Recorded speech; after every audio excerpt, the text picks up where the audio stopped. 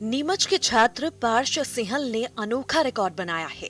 Parched ने 1 minute में करीब 250 बार जुबान से नाक टच कर इंडिया बुक ऑफ रिकॉर्ड्स में नाम दर्ज कराया है। महनोत नगर का रहने वाला पार्श 8वीं क्लास का छात्र है।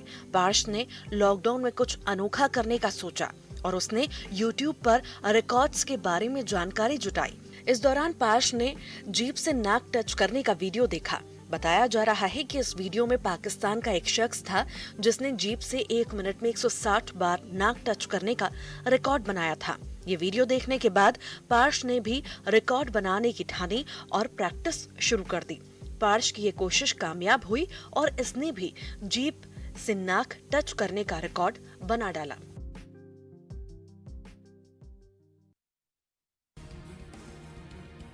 उज्जैन के महाकाल मंदिर में वीडियो बनाने वाली महिला ने माफी मांग ली है। महिला ने वीडियो जारी करते हुए कहा कि मेरा मकसद किसी भी राजनीतिक, सामाजिक और धार्मिक संगठन को ठेस पहुंचाना नहीं है।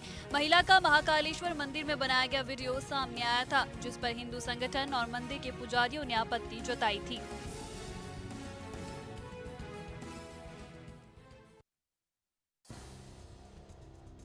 रतलाम की बाजना में शराब दुकान में हुए गोलीकांड का सीसीटीवी फुटेज सामने आया है। यहां लूट की नीयत से आए बदमाशों ने सेल्समैन के पैर में गोली मारकर उसे घायल कर दिया। बाइक सवार 2 बदमाशों ने इस घटना को अंजाम दिया। एक बदमाश रेकी करता है और पहरा देता है, जबकि दूसरा बदमाश खिड़की में से देसी कट्टा दिखाकर सेल्समैन दीपक जायसवाल को धमकाता है। बदमाश इसके बाद फिर दुकान के अंदर जाते हैं और 19,000 रुपए लूट कर बाहर निकलते हैं। बदमाश के पीछे सेल्समैन भी जाता है। इसी दौरान बदमाश दरवाजे के पास ही सेल्समैन को गोली मार देता है।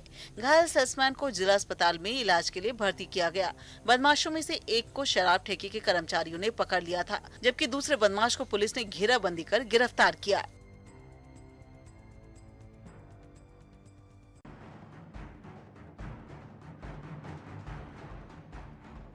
मंदसौर के एक घर में एक ऐसा मेहमान आया कि लोगों के पसीने छूट गए। या मल्हारगढ़ तहसील के रायगढ़ गांव में एक घर में मगरमच्छ घुस आया। मगरमच्छ पलंग के नीचे आराम कर रहा था। इस दौरान पलंग पर सो रहे बुजुर्ग की नींद खुली और जैसे ही बुजुर्ग ने मगरमच्छ को देखा तो उनके होश उड़ गए। बुजुर्ग ने परिजनों को आवाज लगाई, जिसके बाद घर के लोगों ने ग्रामीणों को बुलाया और वन विभाग को सूचना दी। मौके पर पहुंचे वन विभाग के कर्मचारियों ने मगरमच्छ का रेस्क्यू किया और चंबल नदी में छोड़ा। घटना का वीडियो भी सामने आया है।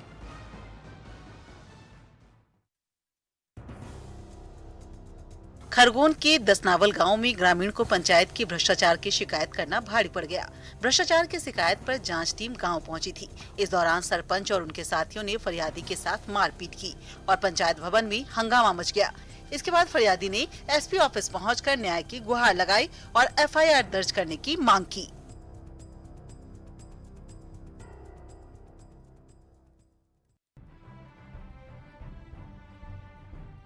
सिवनी के पेंच टाइगर रिजर्व का एक वीडियो सोशल मीडिया पर वायरल हो रहा है। इस वीडियो में बाघ अपना शिकार वाइल्ड बोर को घसीटकर ले जाता दिखाई दे रहा है। इस वीडियो में नजर आ रहा बाघ T65 बताया जा रहा है। पर्यटकों को सफारी के दौरान ये नजारा देखने को मिला।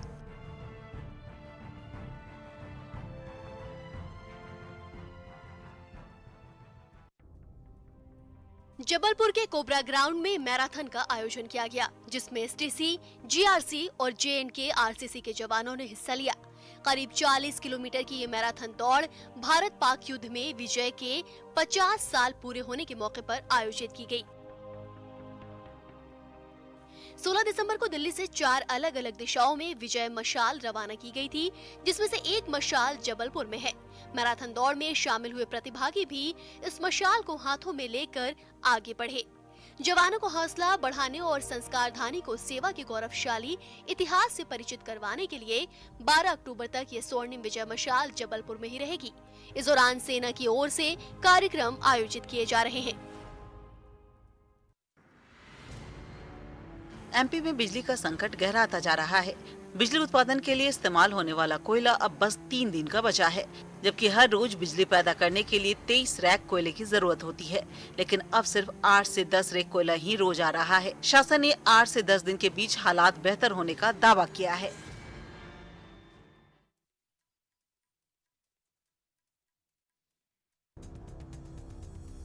बैतूल में पक्की सड़क न होने से नवजात की जान चली गई।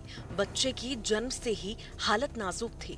गांव में राष्ट्रीय राजमार्ग तक सड़क नहीं होने से एम्बुलेंस नहीं पहुंच पाई। ऐसे में नवजात और उसकी मां को बैलगाड़ी से मुख्य सड़क तक ले जाया गया। इसमें काफी समय लग गया और इलाज में हुई देरी के चलते बच्चे को जिला अस्पताल रेफर करना पड़ा, जहां उसकी मौत हो गई। मामला चिचोली ब्लॉक के धौल गांव का है।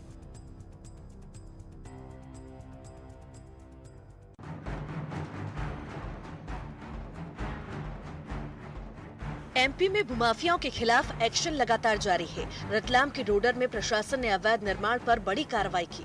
प्रशासन अवैध तरीके से बनाए गए कॉम्प्लेक्स तोड़ रहा है। इसी दौरान करीब 100 दुकानों पर प्रशासन का बुलडोजर चला। बताया जा रहा है कि ये कॉम्प्लेक्स बिना अनुमति के 4 लेन पर बनाए गए हैं। प्रशासन ने शॉर्ट नोटिस पर ये कार्रवाई की है। इस कार्रवाई के दौरान भारी पुलिस बल भी तैनात रहा।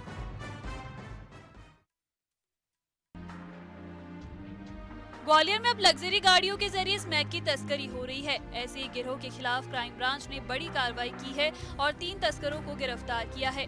आरोपियों के पास से 25 लाख रुपए का स्मैक भी बरामद किया गया है।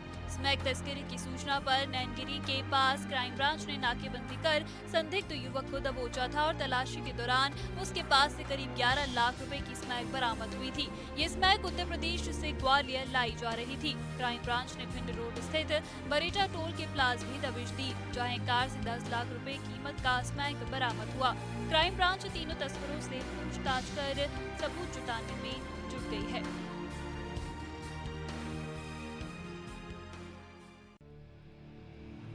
गुना में नगर पालिका ने करोड़ों की बकाया राशि वसूल करने का अनोखा तरीका निकाला है। निगम ढोल नगाड़ों के साथ डोर टू डोर जाकर बकायादारों के घर और दुकानों पर नोटिस चस्पा कर रही है। 7 दिन में नोटिस का जवाब न देने पर निगम ने कार्रवाई की बात कही है। नगर पालिका का करोड़ों का टैक्स बकाया है, जिसे लेकर कलेक्टर ने निकाय के अधिकारियों और कर्मचारियों को जमकर फटकार लगाई, जिसके बाद नगर पालिका बकायादारों के घर घर जाकर टैक्स जमा करने के लिए नोटिस दे रही है।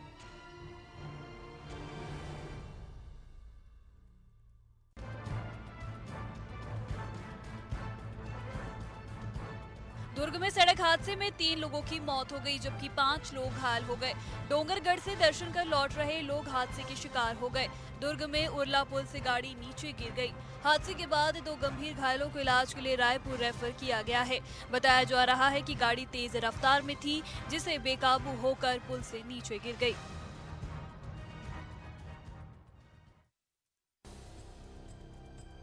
देवास में डिप्टी कलेक्टर के घर घुसे चोर उनके लिए चिट्ठी छोड़ गए। चोरों ने लिखा, जब घर में पैसा नहीं तो ताला क्यों लगाते हो। चोरों का ये पत्र पुलिस के लिए चैलेंज से कम नहीं। ये घटना बता रही है कि शहर में चोर कितने बेखौफ है।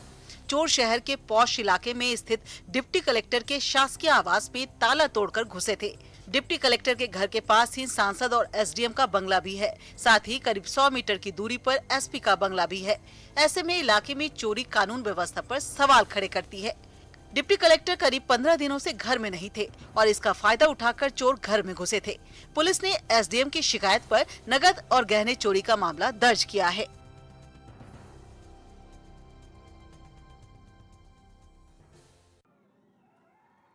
नवरात्र के मौके पर उत्तराखंड के अल्मोड़ा के भद्रेश्वर में प्रसिद्ध नंदा देवी रामलीला का मंचन हो रहा है। इसे लेकर कलाकारों से लेकर दर्शकों में भी खासा उत्साह देखा जा रहा है। अल्मोड़ा नंदा देवी की सबसे बड़ी विशेषता तो यह है कि बिल्कुल सबसे प्राचीन, सबसे पुरानी रामलीला है। 150 से अधिक वर्ष इसको हो गए हैं। यह रामलीला का विशेष महत्व तो है ही, साथ ही इसका मंचन जिस तरह से होता है वो हैरान करता है। यहाँ सबसे पहले रामलीला का मंचन लालटेन और छिलके जलाकर किया जाता है और फिर भैरवी, श्याम कल्याणी, जयजवंती, ठुमरी समेत कई रागों में रामलीला का गायन होता है और ये परंपरा दशकों से निभाई जा रही है। आपको बता दें कि भद्रेश्वर में कई जगहों पर रामलीला का मंचन हो रहा है, लेकिन नंदा देवी की रामलीला सबसे पुरानी मानी जाती है, जिसका मंचन करीब 150 साल से हो रहा है। प्रसिद्ध नंदा देवी रामलीला को देखने के लिए लोग सपरिवार आते हैं और रामलीला का आनंद उठाते हैं।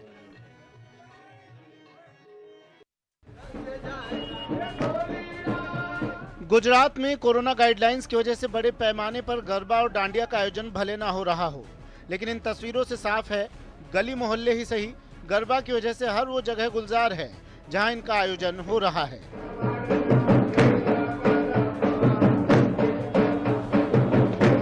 गरबा खेल रहे लोगों की तस्वीरें वडोदरा से आई हैं, जहां एक गली में गरबा का आयोजन किया गया है।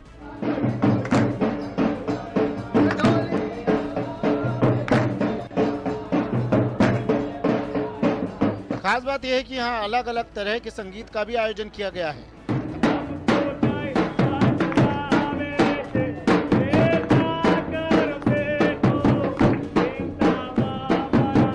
ताकि कोई बोर ना हो और यहाँ का माहौल बना रहे। अगर आप गरबा देखेंगे तो वहाँ बीच में माता जी की दीवादानी रखी जाती है, तो ये दर्शाता है कि माता जी स्थिर साक्षात है और पुरुष उसके आजू बाजू जीवन मरण के चक्र में घूमता रहता है। और गरबा इसी शब्द से आता है, माने गर्भदीप।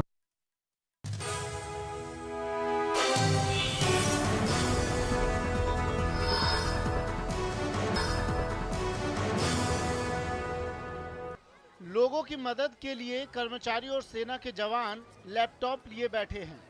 आसपास के लोग यहां से हर वो जानकारी ले रहे हैं जिससे उन्हें सरकारी योजनाओं का लाभ मिल सके, साथ ही उनकी जिंदगी बेहतर हो सके। लोगों की मदद के लिए लैपटॉप का इस्तेमाल कर रहे इन लोगों की ये तस्वीर जम्मू कश्मीर के कुपवाड़ा की है, जहां सेना की ओर से डिजिटल इंडिया कैंप का आयोजन किया गया है।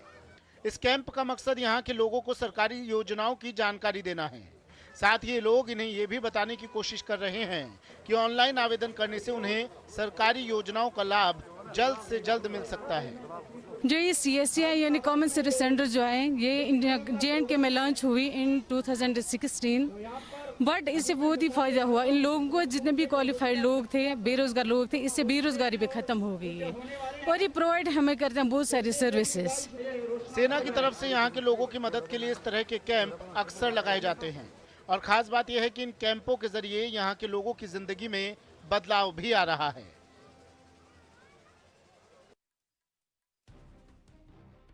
कर्नाटक के मंड्या से डरा देने वाली कुछ तस्वीरें सामने आई हैं।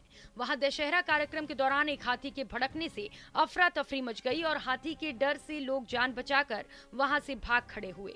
यहां पटाखों और तेज आवाज में बज रहे संगीत से कार्यक्रम में शामिल 2 में एक हाथी भड़क गया और उसने पलटकर भीड़ पर हमला करने की कोशिश की।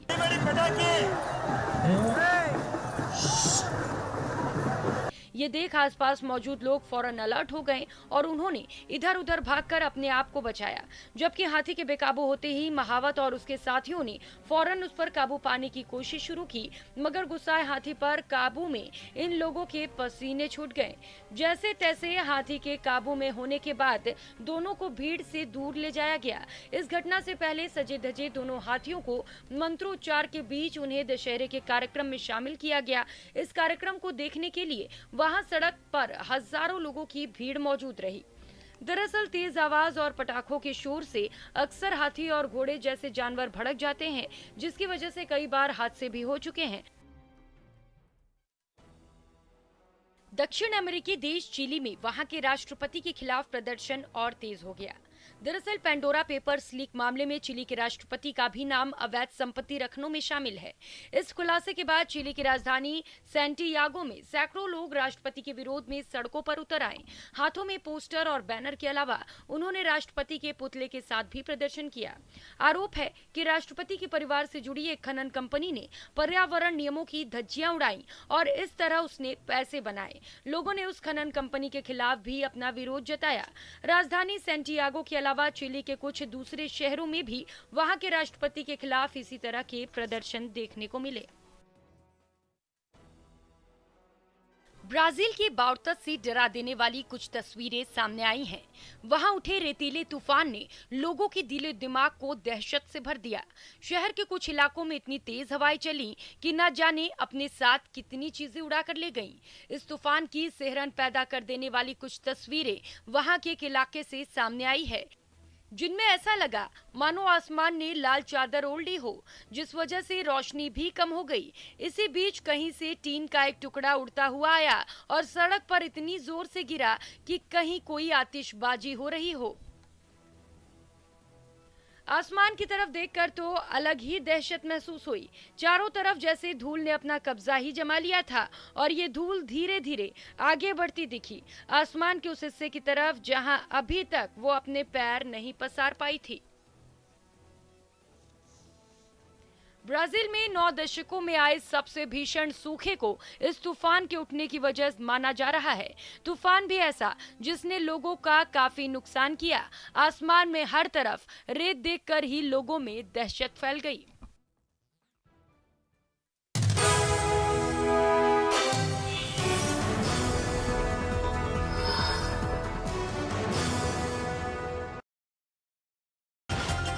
भारत के 3 दिवसीय